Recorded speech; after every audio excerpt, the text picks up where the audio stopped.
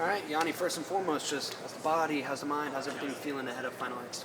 Yeah, really good. It's I'm healthy, training hard, feeling really happy where everything's at. So, now it's just about feeling good, getting your weight down, and staying in a good headspace so that you're not too excited for tomorrow. Right.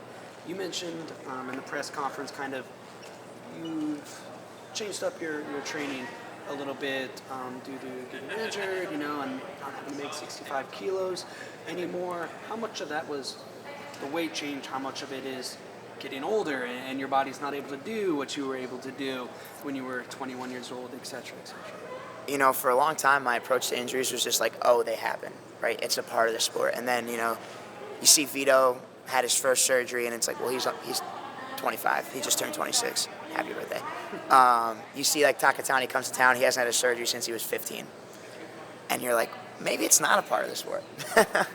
A lot of times, and actually when Kyle Dake was in Ithaca, he used to tell me this, because I do this, it's like, you don't want to just train till the wheels fall off, right? It's not like go live, lift, run, condition, extra, until it's like you putter out and your arm falls off, right? It's like, let's be really calculated, let's get the most out of each day, and take breaks at the time when I need them, not when it's like forced on me.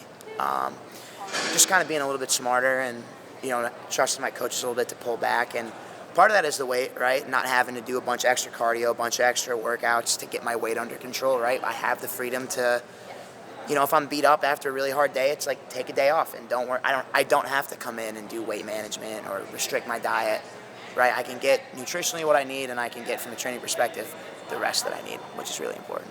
So a lot of it is now listening to your body, yeah, and what you need. And did that come from years of experience of being an athlete, training at a high level, and going, oh, I didn't listen to my body? Then how do you switch the flip, going, okay, no, I need this extra workout to get better, versus, okay, no, I need to pull back to get better? How do you make that switch? Yeah, I mean, there's a thing in the sport, and you understand this, right, where it's like, oh, if I acknowledge that I need rest, if I admit that I feel sore, this, that, it's like I'm weak. I need to push through that. And at a young age, right, when you're 10, 15, even like your freshman year, sophomore year of college, sometimes you don't really understand where that threshold's at. And yeah, we do have to push it, right? But, the rate I've been working and kind of the way my mind works, like, I understand where the wall is, and I understand where the difference between pushing that wall back, right, technically, physically, my conditioning, my strength, versus like bashing your head against it, right, where it's like, this can't be productive. And that comes from experience, right, and that's kind of came up a little bit, like the age difference, right? Like, I had to learn, how to take care of myself, where to put my focus technically, where to put my focus on my conditioning, right? I don't need to be hammering conditioning 6 months out from a tournament, but you can bet a month ago I was conditioning like a madman. And that's kind of the things that took me some time to learn. Do you think maybe, and this might sound counterintuitive, but there's an advantage to almost crossing that line when you were younger, so you find out kind of where that, well, it's like, oh, I had to do that when I was younger, I had to break through that. Yeah. Well, so that I know kind of where it is. Definitely, I mean, at least in my experience, my greatest growth periods have been after failure, right? Because when everything works out great, and my father's really good at this, if you don't have this feeling of like, well, what could have gone wrong? It's really easy to just kind of be like, oh, it went good, on to the next. Oh, it went good, on to the next. And your growth curve kind of flattens out until something goes wrong. For me, I've had, a lot of things go really well, and a lot of things go really poorly. And because of my hypercritical nature, I've been able to kind of constantly reevaluate my own process, right? And the hardest part, right, it's easy to be like, oh, I need more of this, I need to tighten up this. But sometimes, and this took me a lot of time, it's hard to be able to allow yourself to rest, allow yourself to just disengage from it. And as I've gotten older, I've actually spent more time, like, getting hobbies and, like, enjoying myself outside of wrestling, right? I used to obsess over it, and I still do, right? I'm in the room coaching and doing all these things, right? But coaching is like a hobby for me, right? Hanging out with the kids on the team, hanging out with my friends like David McFadden and Vito, like, those are hobbies, right? As opposed to just training and then locking myself in the room to study a film from my training, study the film from my matches. It wears you down. And you do it for long enough, and it's like you go crazy. Physically, you kind of break down, but also mentally. So that's been like the biggest adjustment, honestly, in the last year is just like learning to unwind a little bit. You mentioned coaching's a hobby for you, but you were at the U.S. Open coaching, younger guys at U20s and stuff. Is that something you see when you're done with your competitive career, your next step? Yeah, 100%. 2028 kind of becomes the time to evaluate where my career's at, right? If I want to continue or not. But 100% want to coach. I really love it. I've never found something I love as much as competing until I started to really lean into the coaching, and it's like, man, that's really enjoyable. I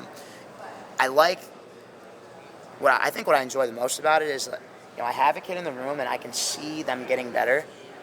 And it's like, that's so cool, right? Because for myself, I love to see myself improve, right? I love to see, like, I hit this new shot, or like, man, this single leg really got better. And when you see that on another kid, because of how much it means to me, it's equally as meaningful to provide that for someone else, right? To kind of give them that breakthrough maybe that they needed. So I really enjoy it, and I think it helps. I've been able to work with some really good kids in the last 2 years that I've been doing it.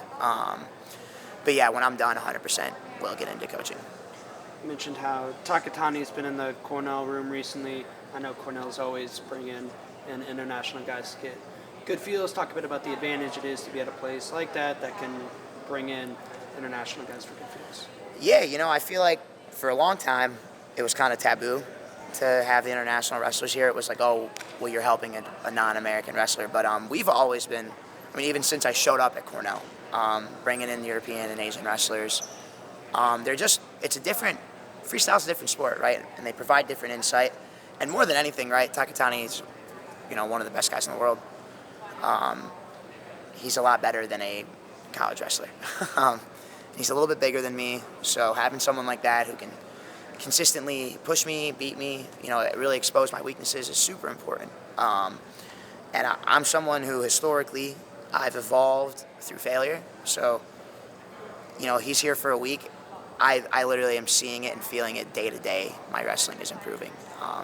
Just by having him expose things that go wrong, score on me, shut down certain things for me that are working at the end of the week. So having those kind of opportunities where there's someone consistently beating me who's not 20 pounds, 30 pounds heavier than me is really cool.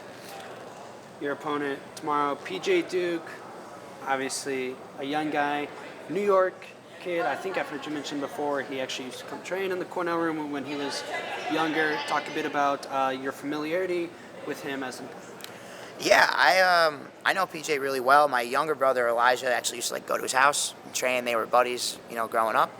So great family, really nice kid, really good kid. But it's like I've talked about this before, but it's funny because when I met PJ, he was so young, and the way I kind of see Elijah, my younger brother, is like my baby brother, and now I'm wrestling a kid, a year older, his age, or however. I think PJ's like 18, 19. So it's funny, but there's a trap with wrestling high school kids where it's like, oh, well, he's a high school kid. It's like, but he's really the number 2 guy in America. Very tough kid. He just ran the gauntlet not that long ago. He made the U20 team. So I'm going to go in there and try to mangle him, try to maul him for sure. It's going to be a really intense match. It's my plan at least. And very tough. And I'm going to try my best to take it to him. What kind of challenges does he present as a opponent? Everybody knows he's a physical guy, but I think there's probably a bit more than just his physicality. He's good in that body lock position. He's got kind of a judo background from when he was younger. He's got a really, I think his best attribute is he's a lefty, and he kind of stands high in his stance, lures you into shots, and he slides that foot back and goes to his drag pretty well. As you can tell, I've watched him wrestle. But I think for me, right, there's a trap of like, well, just I've lost a lot of matches taking 500 shots, and that combination of taking 100 shots with maybe underestimating a kid because he's younger than you is a great formula for failure. Mm-hmm. So it's like, go out there, wrestle really hard, shoot a lot. I'm gonna shoot, but it's just like take really good shots and understand kind of he might be sitting back or he might be looking to reshoot off of my mistakes. So, there's a little bit of a tactical aspect to it, right? But at the end of the day, you can't get caught up in what the other guy's doing, right? I know what I need to do. I know what my best version of my own wrestling is, and it's like, go out there and implement that and, impose myself onto that guy, right? I've talked about this before, but when you watch the all-time guys, or not even all-time guys, but the current best guys, right? Sidikov, Burroughs, Kyle Dake, Tazudinov, Snyder, all those guys, their matches all kind of look the same. And I can, name a guy, I can kind of tell you how he probably won a match. And that's kind of the goal, right? It's like when you're a great wrestler, yeah, guys are going to go out and do this or that, but I'm going to go out there and I'm going to wrestle the way that I wrestle because I'm the better one. It's kind of the goal, right? The better wrestler wrestles his match. Yianni, this has been great, very insightful. Thank you so much for the time. Is there anything else you want to add, promote, whatever? Yeah, just, thank you for having me. I want to thank Titan Mercury Wrestling Club, Spartan Combat, Cornell, Spartan RTC for supporting me. 10 years ago, there wasn't really a comparable amount of money in wrestling the way that there is now. So guys like me have been able to extend their careers, and maybe delay their coaching career because of the opportunities from Titan Mercury, Spartan, Cornell. So I just want to say thank you to them, and thank you to the people who've been supporting me because, wrestling is it's a sport that depends on others. So I just want to say thank you for that. Appreciate it. Thank you.